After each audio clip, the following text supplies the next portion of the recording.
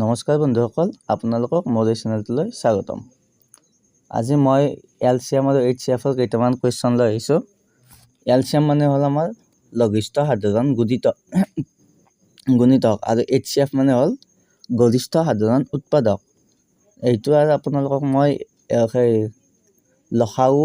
লসাগু বা গসাগু বুলি নিলিখোঁ, ডাইৰেক্ট এলচিএম আৰু এইচচিএফ বুলি দিম। পৰীক্ষাটো আপোনালোকৰ এলচিএম আৰু এইচচিএফ বুলি আহিব। গতিকে ইয়াত চাওক, প্ৰথম কুৱেশ্যনটো কি দিছে, দুটা সংখ্যাৰ এইচচিএফ আৰু এলচিএম ক্ৰমে। তাৰমানে আমাৰ সংখ্যা দুটাৰ এইচচিএফ কি দিছে 8 আৰু এলচিএম কি দিছে 48। যদি এটা সংখ্যা 24 হয়, তাৰমানে দুটা সংখ্যাৰ আমাৰ এলচিএম, তাৰমানে যিটো আমাৰ লঘিষ্ঠ সাধাৰণ গুণিতক আছে সেইটো দিছে 48 আৰু গৰিষ্ঠ সাধাৰণ উৎপাদক তাৰমানে আমাৰ এইচচিএফ দিছে আমাৰ 8। তাৰে সংখ্যা এটা কি দিছে আমাৰ 24। তেন্তে আন্ত সংখ্যা কিমান হ'ব সুধিছে। এতিয়া তাৰমানে আমি কি কৰিব লাগিব, যদি এনেকৈ দিয়া থাকে, ধৰি লওক আমাৰ এই সংখ্যা দুটা আমাৰ কি এক্স আৰু ৱাই। তাই ধৰি লওক আমাৰ এক্সৰ মান দিয়া আছে আমাৰ 24। এতিয়া আমাক ৱাইটো কি হ'ব সুধিছে, তাৰমানে ৱাইৰ মানটো কিমান হ'ব সুধিছে। আৰু সংখ্যা দুটাৰ এলচিএম কি দিছে, আমাৰ এলচিএম দিছে 48 আৰু এইচচিএফ দিছে 8। তেতিয়া আমাৰ এটা ফৰ্মুলা এটা আছে, তাৰমানে আমি কি কৰিম, সংখ্যা দুটাৰ পূৰণফল। সংখ্যা দুটা আমাৰ কি হ'ব, এক্স আৰু ৱাই। সংখ্যা দুটাৰ পূৰণফল আমাৰ কি হ'ব, এলচিএম ইনটু এইচচিএফ। তাৰমানে সংখ্যা দুটাৰ পূৰণফল আমাৰ এলচিএম আৰু এইচচিএফৰ পূৰণফলৰ সমান হ'ব। এতিয়া আমাৰ এটা সংখ্যা কি দিছে, আমাৰ 24 ইনটু ৱাই আৰু এলচিএম কি দিছে, আমাৰ এলচিএম দিছে 48 ইনটু কি দিছে 8। এতিয়া আমাৰ আন্ত সংখ্যা কি হ'ব, ইয়াৰ পৰা ৱাই মানটো আমাৰ কি হ'ব 48 ইনটু 8 ডিভাইডেড বাই কি হ'ব 24। 24 এতিয়া আমাৰ 48 কেইবাৰ যাব, 2 বাৰ। 24 2 গুণ 48। এতিয়া 8 2 গুণ আমাৰ কিমান হ'ল 16। তাৰমানে আমাৰ আন্ত সংখ্যা কিমান হৈ গ'ল, আমাৰ 16। ডি নম্বৰত আছে 16, গতিকে আমাৰ এইটো ৰাইট হৈ যাব। এতিয়া আমাৰ নেক্সট কুৱেশ্যনটো চাব কি দিছে। নেক্সটটো দিছে আমাৰ একদম আগৰটোৰ নিচিনায়ে কি দিছে, যদি দুটা সংখ্যাৰ এইচচিএফ 23 আৰু এলচিএম 1449 হয় আৰু ইয়াৰে এটা সংখ্যা দিছে আমাৰ 161 আৰু আন্ত সংখ্যা কিমান হ'ব সুধিছে। ঠিক আগৰটোৰ নিচিনা আমাৰ কি হ'ব, সংখ্যা দুটাৰ পূৰণফল। সংখ্যা দুটা যদি আমি এক্স আৰু ৱাই বুলি ধৰোঁ, x into Y equal to কি হ'ব, এলচিএম ইনটু এইচচিএফ। এতিয়া আমাৰ এটা সংখ্যা কিমান আছে 161, তাৰমানে আমাৰ এটা সংখ্যা ধৰি লওক এক্স বা ৱাই যিকোনো এটা ধৰিব পাৰে আৰু।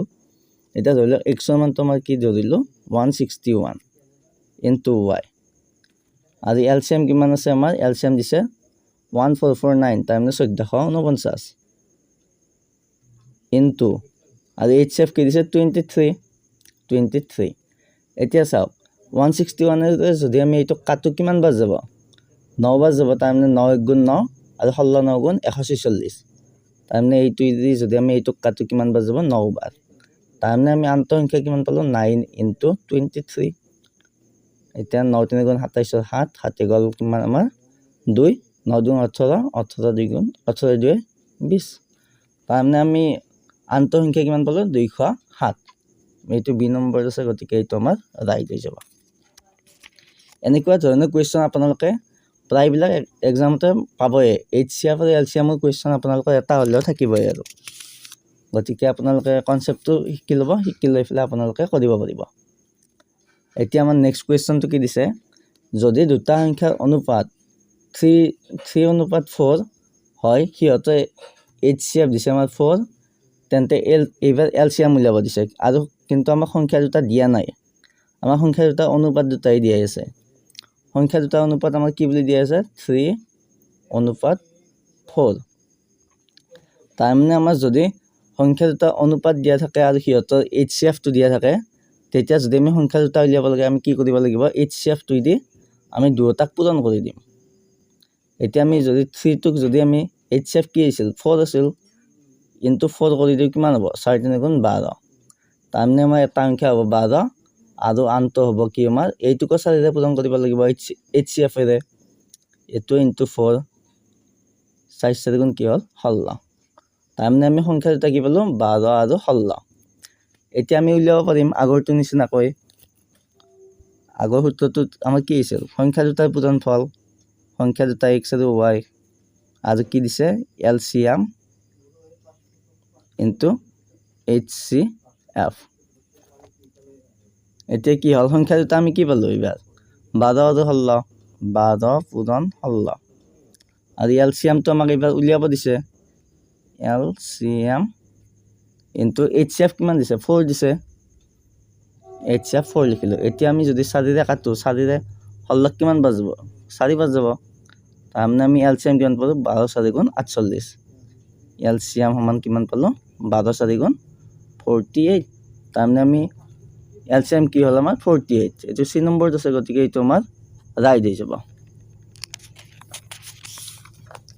এতিয়া নেক্সট চাব ইয়াত কি দিছে যদি দুটা সংখ্যাৰ LCM তাৰমানে আমাৰ দুটা সংখ্যা আছে তাৰে LCM দিছে এবাৰ 120 আৰু HCF দিছে 10 তেন্তে সেই সংখ্যা দুটাৰ পূৰণফল কিমান হ'ব সুধিছে আমিতো সূত্ৰটো মতে আমি গমেই পালোঁ তাৰমানে আমি সংখ্যা দুটা যদি x আৰু y বুলি ধৰোঁ তাৰমানে সংখ্যা দুটাৰ পূৰণফল কি হ'ব আমাৰ সংখ্যা দুটা x আৰু y এই দুটা আমি সংখ্যা দুটাৰ পূৰণফলটো পালোঁ তাৰমানে আমাৰ কি হ'ব সংখ্যা দুটাৰ পূৰণফল সদায় LCM আৰু HCFৰ পূৰণফলৰ সমান এইটো আমাৰ সূত্ৰ এটা সংখ্যা দুটাৰ পূৰণফল LCM আৰু HCFৰ পূৰণফলৰ সমান এতিয়া আমাৰ LCM কিমান আছে 120 ইনটু HCF কিমান আছে আমাৰ 10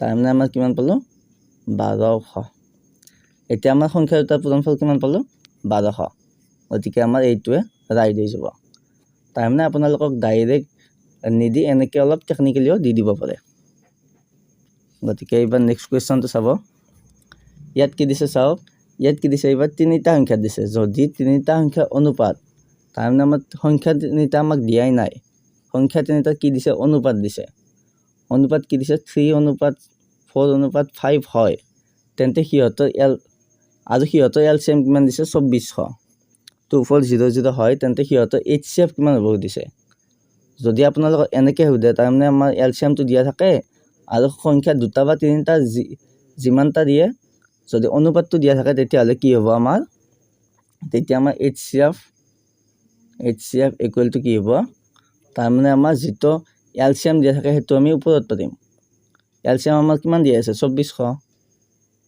LCMটো যিমান দিয়া থাকে আমি ওপৰত পাতিম আৰু সংখ্যা কেইটাৰ অনুপাত ধৰি লওক দুটা থাকিলে আমি দুটা পূৰণ কৰিম আৰু ইয়াত কিমানটা আছে তিনিটা আছে গতিকে আমি তিনিটা তলত পূৰণ কৰি দিম এতিয়া যদি আমি কাটো 3ৰে কিমান বাজিব 8 বাৰ 8 0 0 800 বাৰ গ'ল সৰি এইটো 5 হ'ব